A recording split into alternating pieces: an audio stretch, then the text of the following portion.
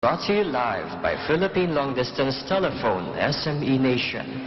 Success through technology with PLDT SME Nation.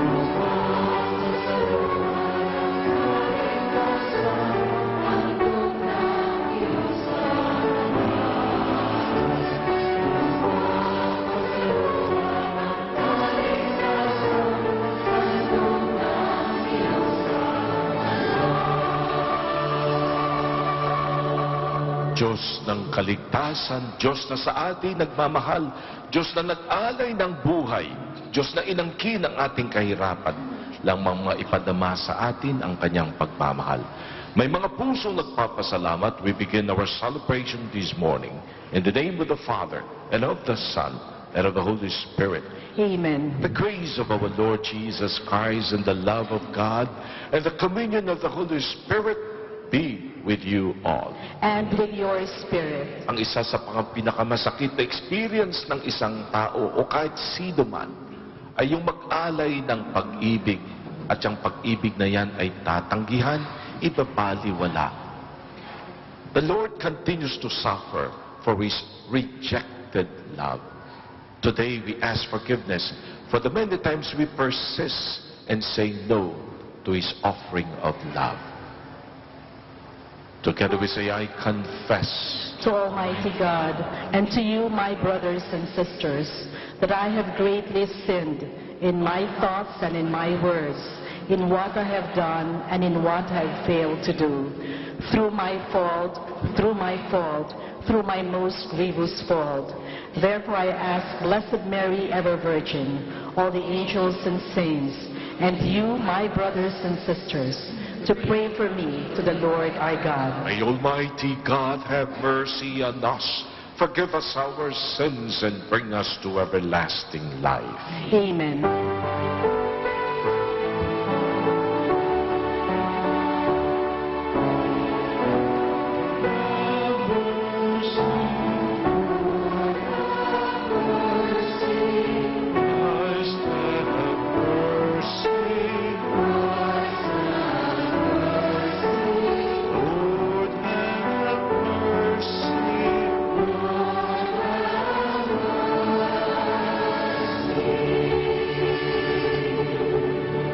Manalangin po tayo.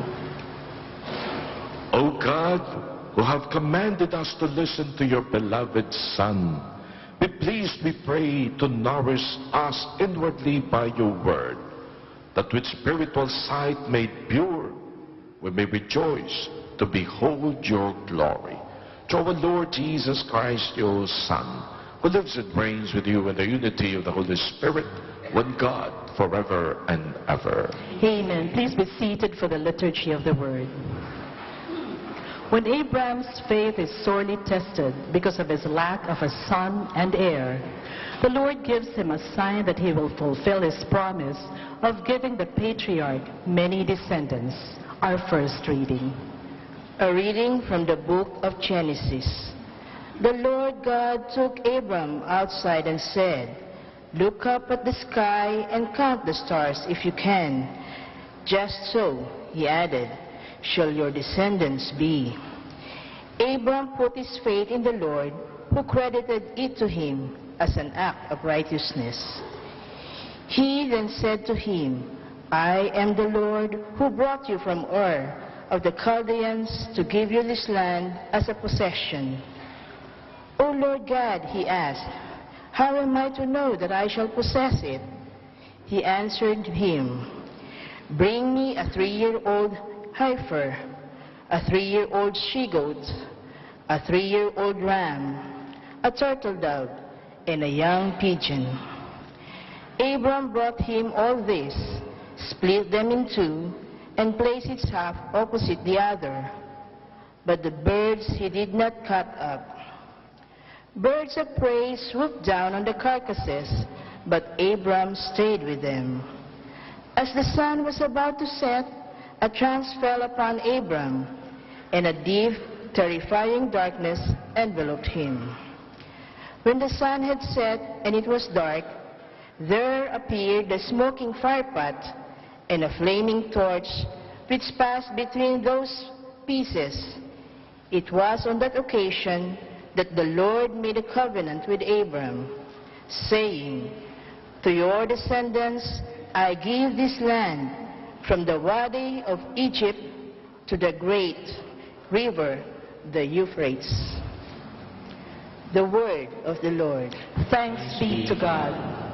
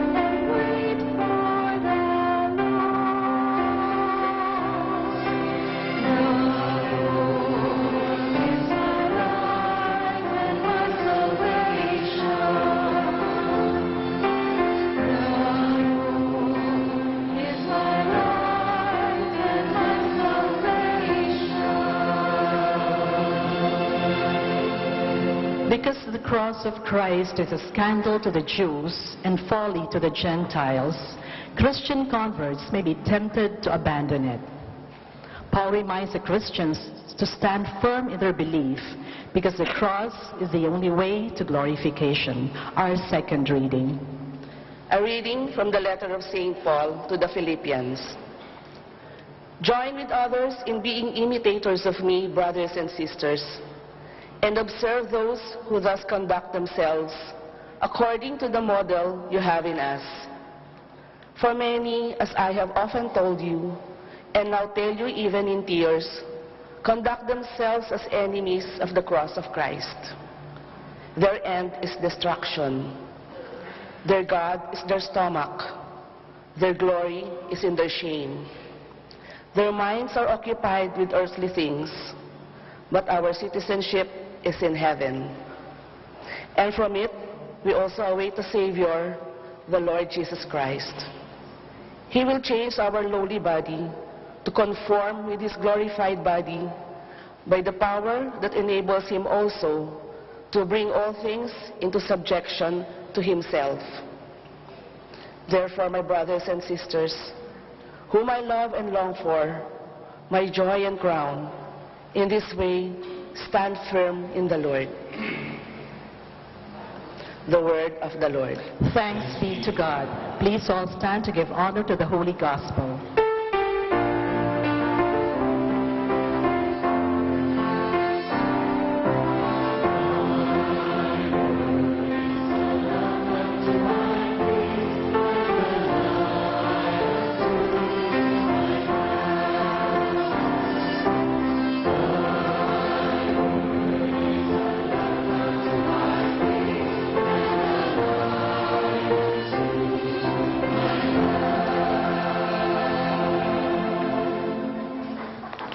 The Lord be with you. And with your spirit. The proclamation from the Holy Gospel according to St. Luke. Glory to you, O Lord.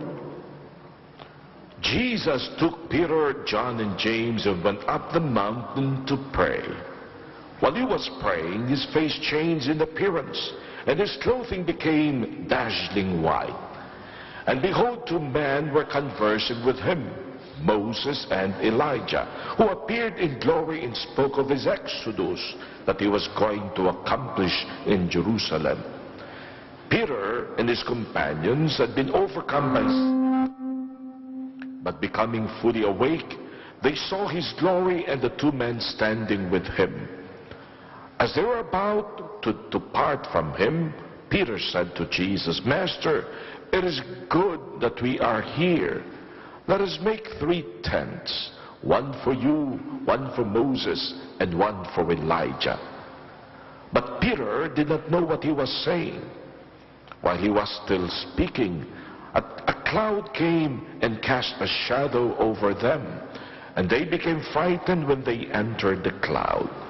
Then from the cloud came a voice that said, "This is my chosen one, my chosen son. Listen to him."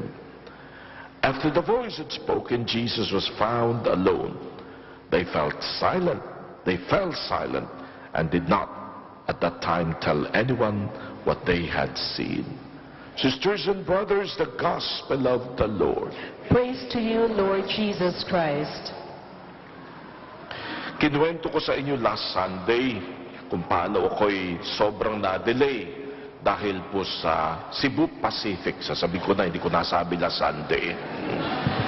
Na 3 hours po ako na-delay papuntang Iloilo, at nainis nung sinabing they are not in control. Last week naman, last Wednesday, ako po inimbitang magkasal ng couple, a very good couple, si Mark and Karen, at ang wedding po'y pinlado nilang gawin sa Boracay. Siyempre, excited din naman ako, matagal-tagal na rin hindi ako nakapunta roon, at lalo na sapagkat sinabi nila kung saan kami magsistay sa isang almost 5-star na hotel. At pinag-usapan pa namin yung plano nila na, Father, sana dumating kayo the day before kasi mayroon po tayong party sa Puka Beach sa kabila ng island. At ako pang nagsuggest, all white para may theme. Takin mo, nagtatatakbo ka doon, na nakaputi ka, para magandang tignan. You know? Tapos the next day, plano naman nila, formal wedding, at pagkatapos noon, pastel naman ang kanilang pinag-uusapang isusuot ng mga bisita. So I was looking forward to that. Para hindi ako ma-delay, dumating ako sa airport na IAF 3 ng 2 hours before the scheduled flight. 2 hours na andun na ako. Sapagkat napaaga, 12:40 yung aming flight, kumain muna kami. At pagkatapos, syempre, eto na. Because of the delayed return of your flight, with great apology, we would like to announce, delayed ang inyong flight. 1 hour, 2 hours, 3 hours. Alam niyo mga kapatid, parang magagalit ka na talaga. Pwede bang may makasuhan dapat dito? Bakit? Naisip ko lang kasi, 3 hours dapat nagtatampisaw na ako sa tubig ng Boracay. Dapat doon ako nagtatatakbo na nakaspido. No. Parang may kakayahan, you know. Instead, wala. Naandun ka nakatunganga. At ang grabe sa lahat, habang iniisip mong 3 oras wasted, and you should be there because the family paid for the trip. They paid to make sure you will have a good time. Finally, in-announce, sapagkat 3 hours na, may pakonsuelo kayo. Yung bayad ng 3 oras na hindi mo narating sa dapat mong datnan, grabe ang ganda ng kanilang ibinigay. Tuna sandwich. Yun ang pambayad ng 3 oras mong nawala sa iyo.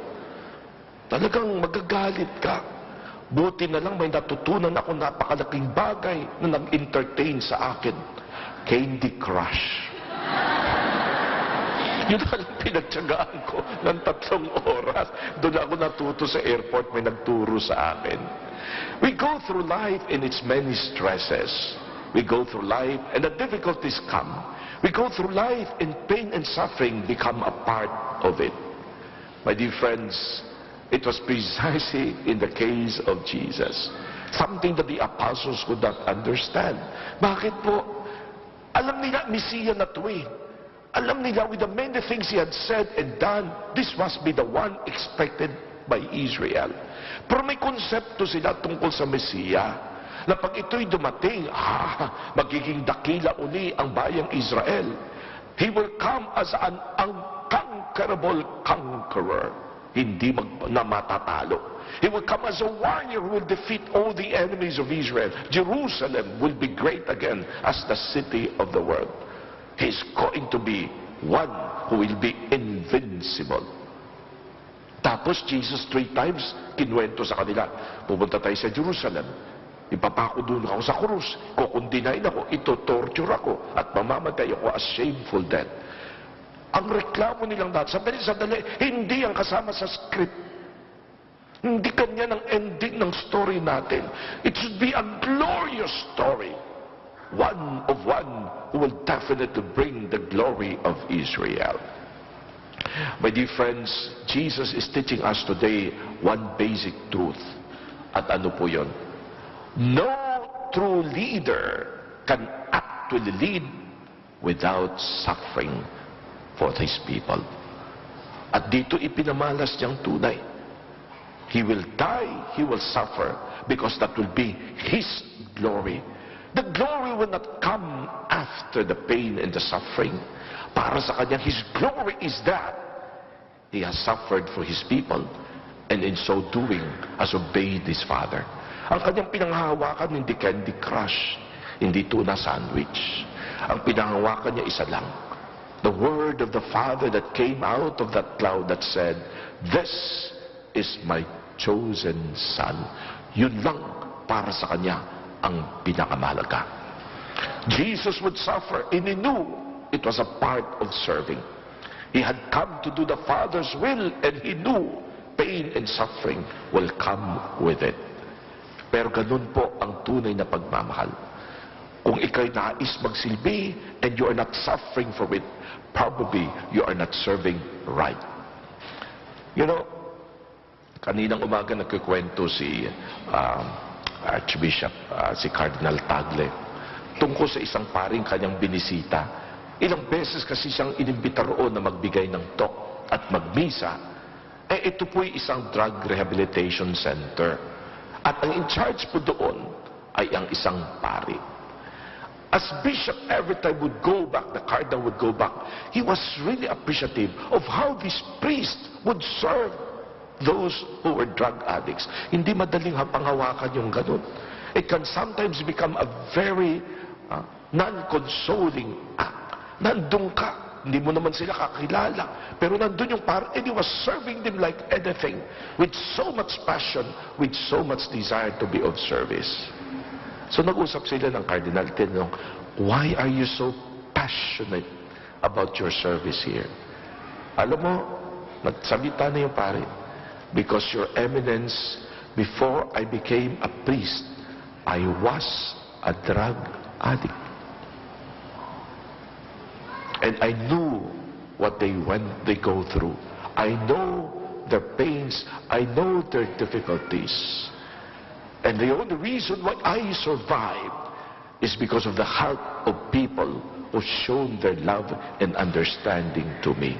Yan lang po ang aking pinanghahawakan. At kung ginagawa ko ang aking ginagawa, ay sapagat alam ko, dati minsan, ako di inunawa at minahal ng iba. Jesus holds on to the will of the Father and the love of His Father as He will go through the pains of the cross. This was the only consolation para sa Kanya. This for Him was the only thing He can hold on to. You know, there was another one na talagang nang pinag-aralan ko yung kanyang buhay. Hindi naging madali, ha?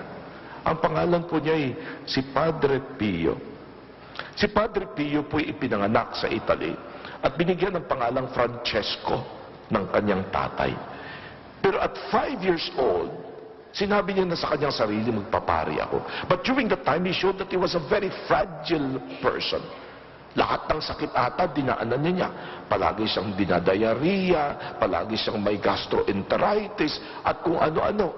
So much so that even at a young age, nang siya dinraft sa army, binalik siya ng army, unfit for military service. But during the time, as Padre Pio decided to become a priest, a friar, a monk, he began to feel a certain calling. Because even when he was in his younger days, he was having visitation from visions, from spiritual beings. And ito, when he decided to become a priest, finally, after going through so many diseases, na muntik-muntik na siyang hindi maordinahan, he began to have a vision of the Lord.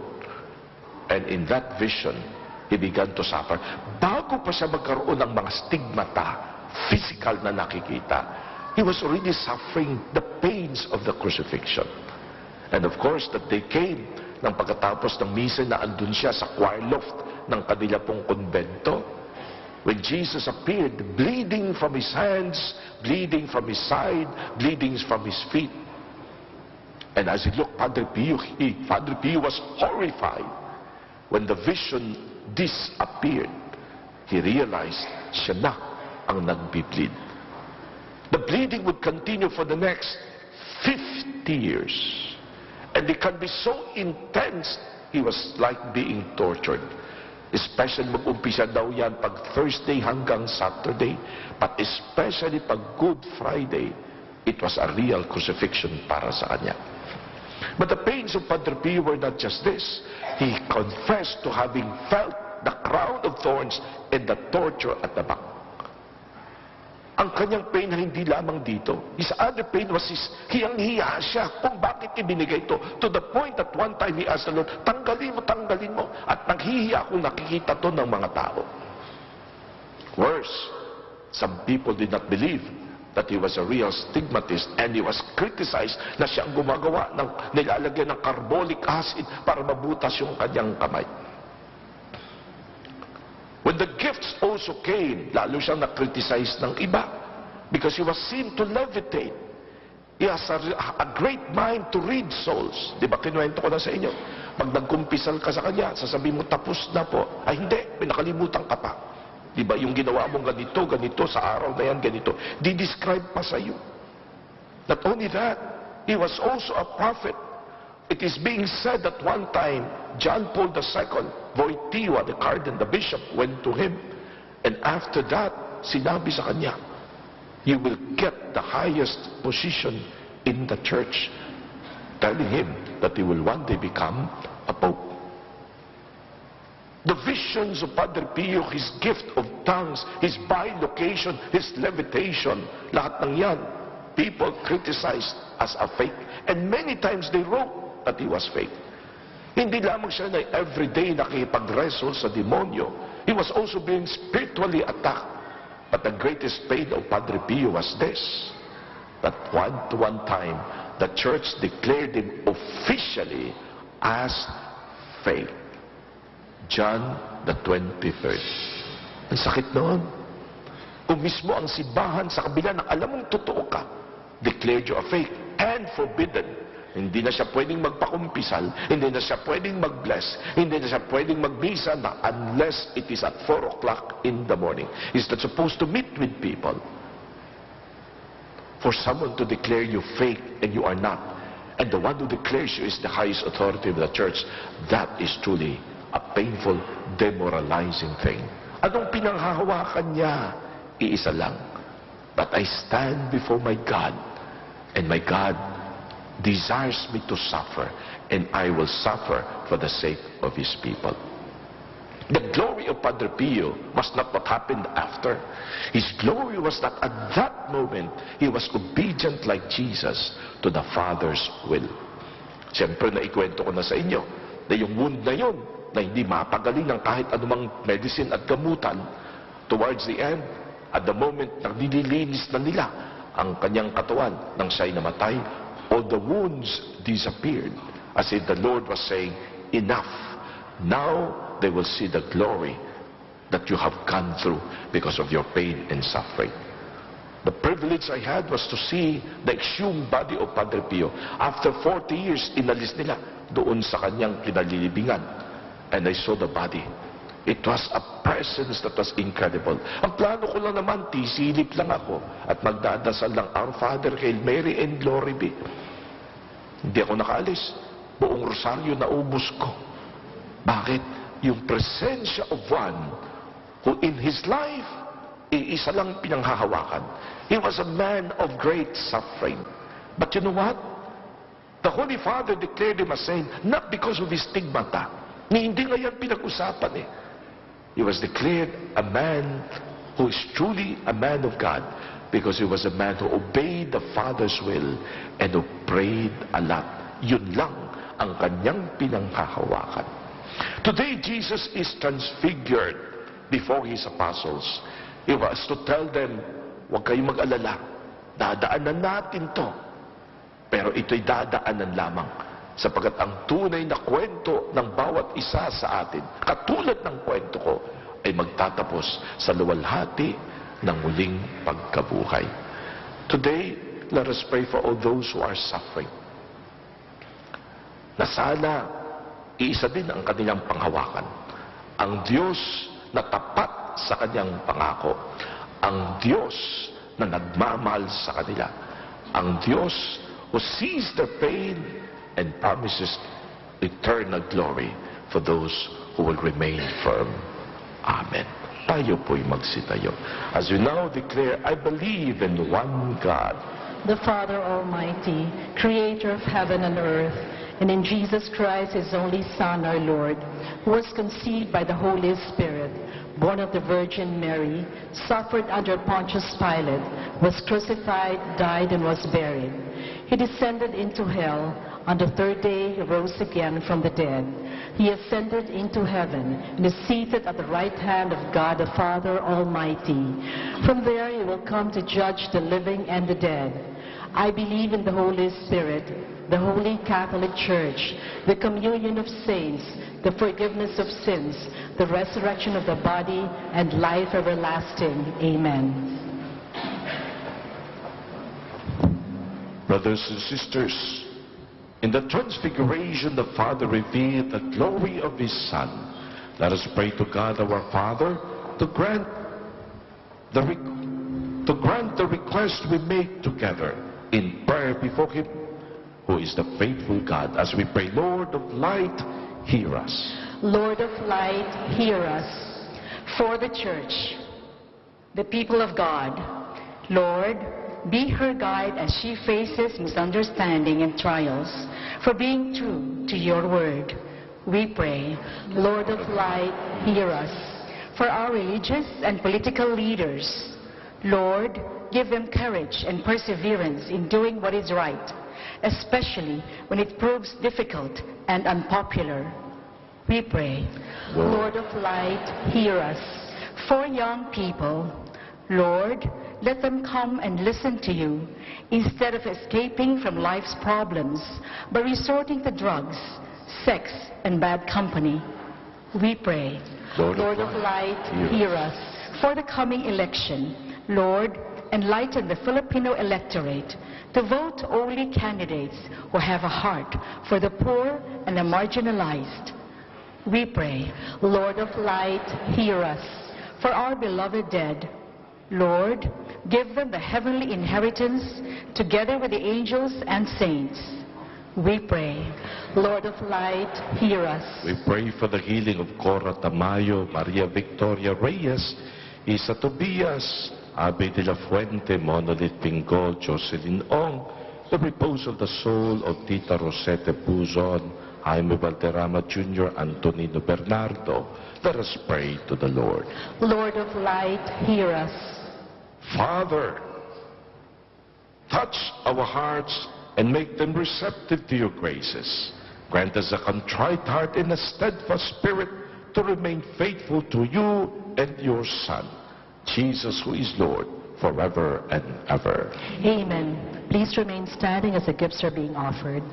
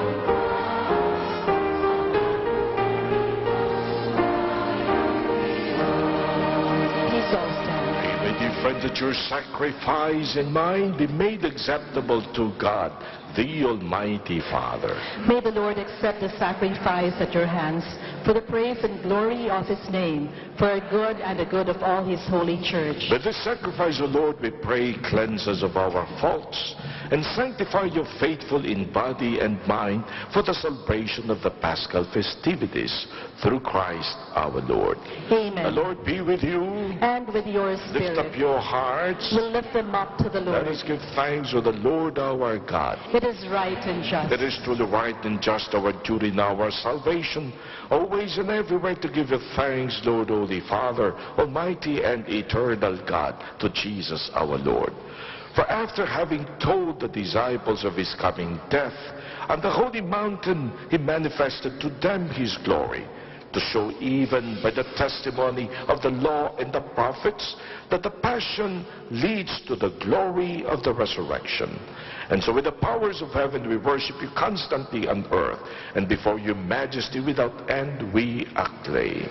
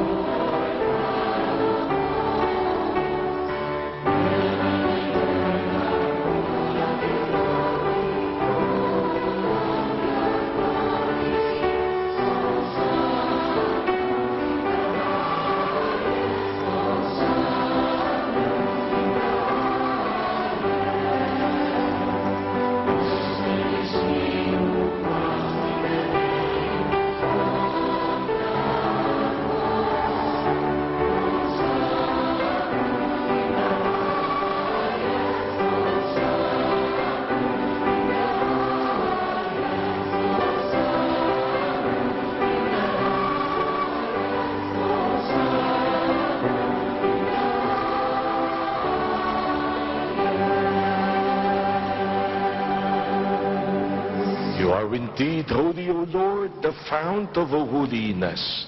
Make holy, therefore, these gifts, we pray, by sending down your Spirit upon them like the dewfall, so that they may become for us the body and blood of Jesus Christ our Lord.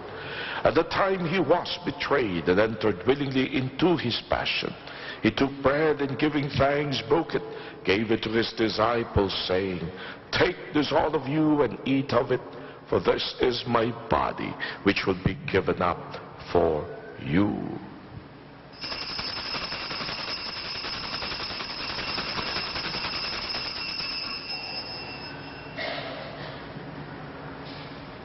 In a similar way, when supper was ended, he took the chalice, and once more giving thanks, he gave it to his disciples, saying, "Take this all of you and drink from it, for this is the chalice of my blood, the blood of the new and eternal covenant, which will be poured out for you and for many for the forgiveness of sins.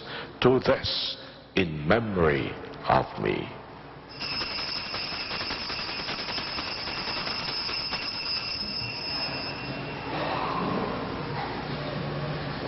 The mystery of faith.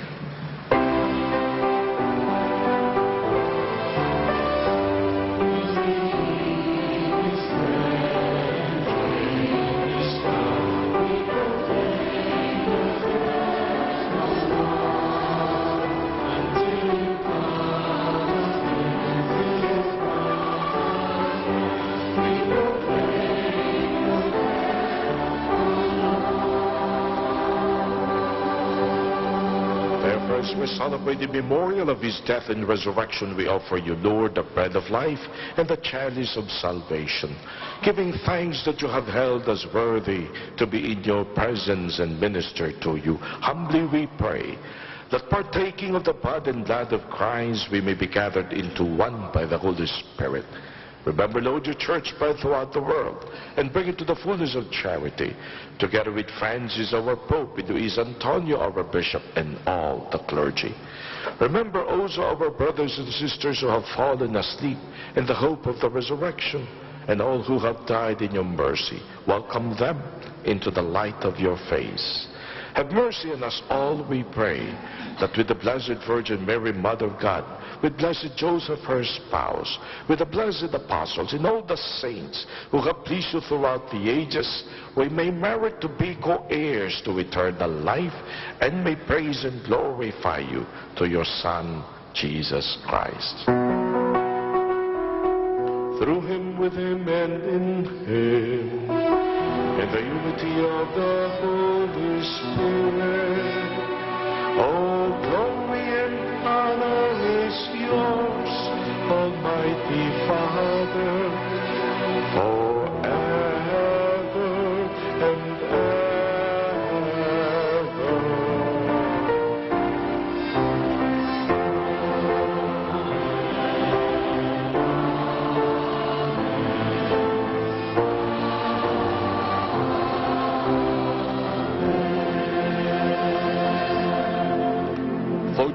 the one thing truly supreme, most important, is that he has been declared beloved of his Father, as a son pleasing to him.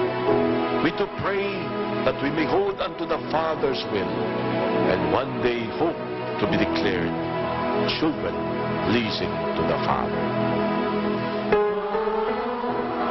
Pagdasal natin lalo ng ating mga nagnanais mamulong sa ating bayan, nang tunay nilang maramdaman na ang isang leader ay handang mag-alay pati buhay ang kahirapan para sa mga pinagsisilbi.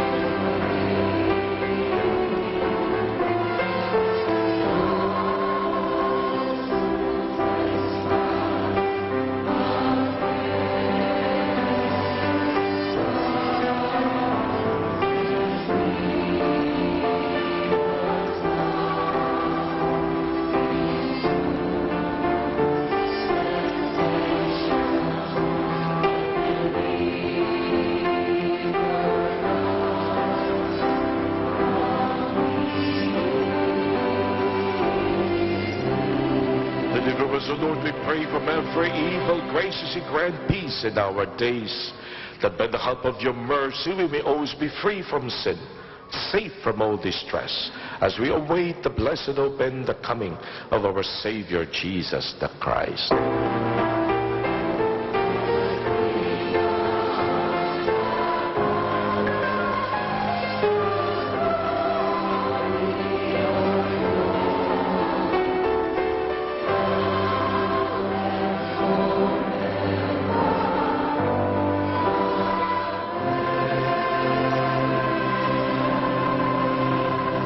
Jesus Christ, who said to your apostles, "Peace I leave you, my peace I give you. Look not on our sins, but on the faith of your church, and graciously grant her peace and unity in accordance with your will, who live and reign forever and ever." Amen. The peace of the Lord be with you always. And with your spirit. Saan nanggagaling yung tunay na kapayapaan? Nalala niyo yung kwento ni Cardinal Rosales? Pumunta siya sa Palawan, bumisita sa isang paring kanyang inordinahan na dito'y nag-aral sa Maynila. Pagdating doon, sobrang nasyak ang bishop. Sobrang deprived ang pari. Ang konbento'y tumutulo, wala siyang higaan. Ang kanyang refrigerator ay isang basket na tinataas para hindi abot ng kuting yung pagkaing sobra. Wala siyang mga electric fan, wala siyang TV. Lahat ng gamit na kailangan, halos hirap. Nang paalis ng cardinal, tinignan niyang pare, tinanong, isa lang, "Father, will you be okay?" Ngumiti na yung pare, "Your Eminence, no problem. I have Jesus with me." That is true peace. When you know, hindi ka pababayaan ng isang tapat na Diyos. We share that peace with one another. Peace be with you.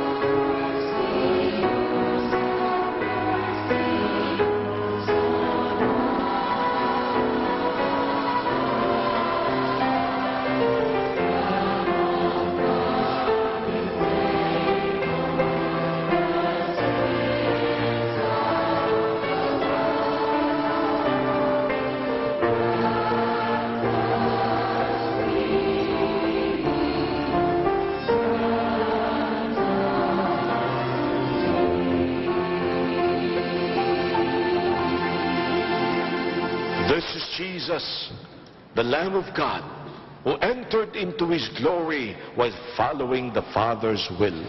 He is the one pleasing to the Father.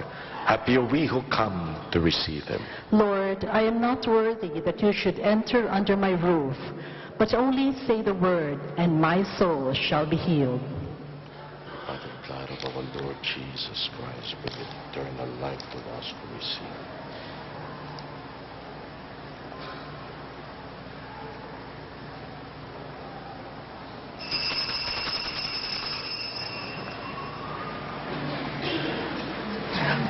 For those of you who are unable to receive Holy Communion, especially our brothers and sisters who are joining us in this TV Mass, we invite you to pray with us this prayer for spiritual communion. My Jesus, I believe that you are present in the most holy sacrament. I love you above all things, and I desire to receive you into my soul. Since I cannot at this moment receive you sacramentally, come at least spiritually into my heart.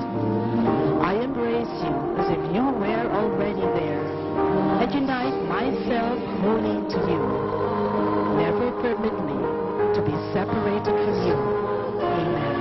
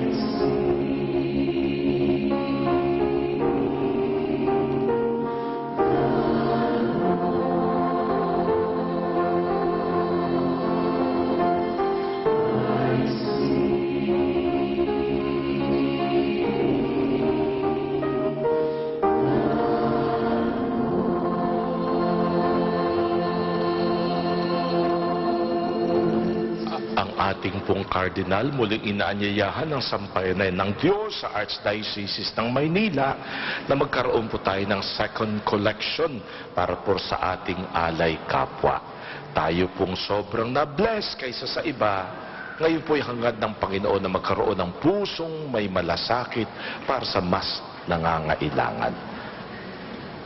Nais din po namin kayong anyayahan this coming Wednesday sa aming pong Acts Prayer Community, si May speaker po kami at ang topic po niya ay napakaganda. Si Brother Chito Hongko ay dati pong major sa Special Action Force. And he will tell you ng isang buhay na talagang pariwara. Kung paano sa kabila ng siya'y nag-asawa, nanatili pa rin siyang may 2 girlfriend. Kung paano sinaktan niya ang kanyang asawa at sinubuan ng 45 kargado ng bala nang ito'y nagalit sa asawa. Kung paano yung kanya pong asawa'y sobrang naghirap at sasabihin lamang niya na hindi ako makakauwi kasi red alert. Yun pala ibang red ang pupuntahan, bahay na pula. Siya po'y isang taong nabuhay at nang ma-transfer sa sinasabing in charge ng mga drugs, aaminin niya, sila mismo ang gumagamit ng mga drugs na nakukuha at nakoconfiscate nila sa iba. If you listen to his story, hindi ka maniwala. Bakit? Because now Brother Chito Hongko has been completely transformed as a soldier of Christ. At yan, iba sa tulad ng ibang speakers namin, ha? Pag yan may unang inimbita, yun para sa kanya tawag ni Lord John. Kahit may mag-iimbitang iba later na mas magaling at mas maganda, mas malapit, mas madaling puntahan, hindi niya siya tatanggap. Bakit?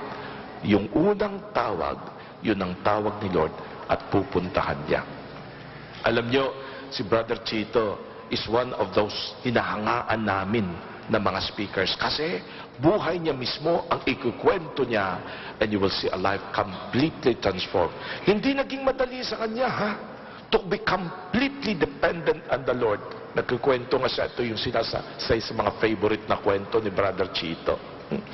Nang siya po'y inimbita na pumunta sa napakalayong lugar sa Pangasinan. Si Brother Chito hindi po may wala pong sasakyan.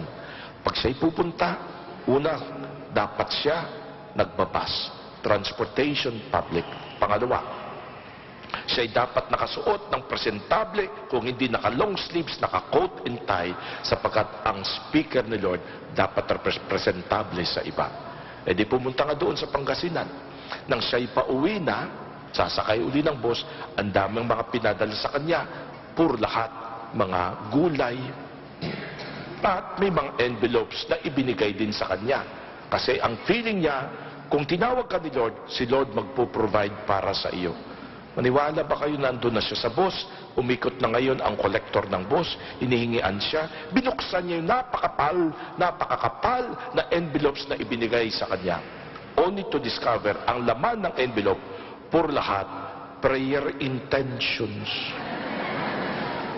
Wala siyang pera-pera. Alam niyo ba nangyari? Pinababa siya ng bus ng konduktor. At bumaba siyang naglakad sa kadiliman na hindi alam kung nasaan na siya banda.